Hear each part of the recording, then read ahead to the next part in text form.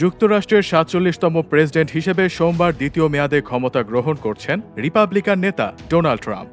২০১৭ সালে প্রথম মেয়াদে নির্বাচিত হয়ে প্রেসিডেন্ট হিসেবে শপথ নিয়েই ওবামা কেয়ার বাতিলে নির্বাহী আদেশ জারি করেন ডোনাল্ড ট্রাম্প। এবার দ্বিতীয় মেয়াদে ফিরে এসে প্রথম দিনেই নির্বাহী আদেশে একাধিক প্রতিশ্রুতি বাস্তবায়নের কথা বলেছেন তিনি। ভিন্ন ৪টি সূত্রের বরাতে তথ্যটি জানা গেছে। স্টিফেন মিলার আসন্ন হোয়াইট হাউসের deputy chief of staff for policy স্থানীয় সময় ১৯ জানুয়ারি রবিবার রিপাবলিকান কংগ্রেশনাল নেতাদের একটি সংক্ষিপ্ত বিবরণ দিয়েছেন বলে ৩টি সূত্র জানিয়েছে। ট্রাম্প সোমবার ডজনখানেক নির্বাহী আদেশে স্বাক্ষর করবেন বলে চতুর্থ সূত্র জানিয়েছে। এইসব আদেশে ফেডারেল কর্মীদের অফিসে ফিরিয়ে আনার বিষয়টিও অন্তর্ভুক্ত থাকবে। ডোনাল্ড ট্রাম্প ইঙ্গিত দিয়েছেন এইসব আদেশে অবৈধ অভিবাসন, জলবায়ু নীতিমালা, বৈচিত্র্য নীতি, গোপন নথি সংক্রান্ত বিষয়সহ আরও নানা ইস্যুও অন্তর্ভুক্ত থাকবে। ট্রাম্প দীর্ঘদিন ধরে আসন্ন পদক্ষেপগুলোর পূর্বাভাস দিয়ে আসছেন। তবে এই উদ্যোগগুলো প্রথম দিনের নির্বাহী আদেশের জন্য ঐতিহাসিকভাবে উচ্চাকাঙ্ক্ষী। তবে নবনির্বাচিত প্রেসিডেন্টদের হোয়াইট হাউসে বসার প্রথম দিনেই সাধারণত নির্বাহী আদেশ জারি করার রীতি রয়েছে।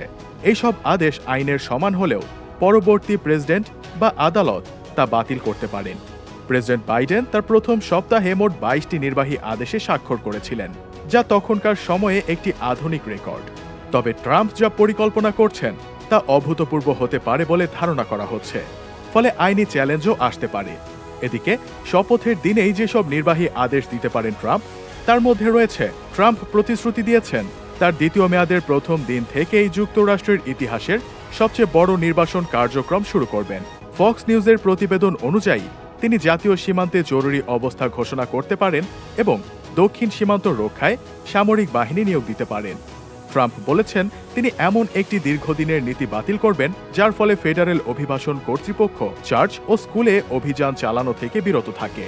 ট্রাম্প তার প্রথম মেয়াদের মেক্সিকোতে থাকো নীতি আবার চালু করতে পারেন। এ নীতির অধীনে মেক্সিকান নয় এরকম প্রায় ৭০,০০০ আশ্রয় প্রার্থীকে বিচারিক শুনানির জন্য মেক্সিকোতে পাঠানো হয়েছিল। ট্রাম্প ১৫০ বছর পুরনো সাংবিধানিক অধিকারকে হাস্যকর বলেছেন।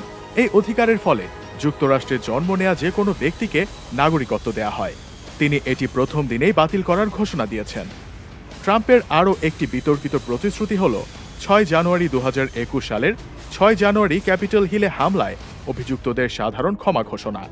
তিনি বলেছেন, আমি প্রথম দিনে এই বিষয়টি বিবেচনা করব। টাইম ম্যাগাজিনকে দেয়া সাক্ষাৎকারে ট্রাম্প বলেছিলেন, দায়িত্ব নেয়ার প্রথম ৯ মিনিটের মধ্যেই আমি এই বিষয়ে কাজ শুরু করব।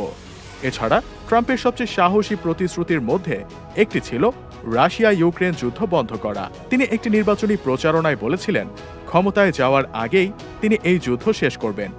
আবার ট্রাম্প ঘোষণা করেছেন মেক্সিকো ও কানাডার সব ধরনের পণ্যের ওপর ২৫% শুল্ক আরোপ করবেন। তবে অর্থনীতিবিদেরা সতর্ক করেছেন এমন পদক্ষেপ যুক্তরাষ্ট্রের অর্থনীতিতে নেতিবাচক প্রভাব ফেলতে পারে।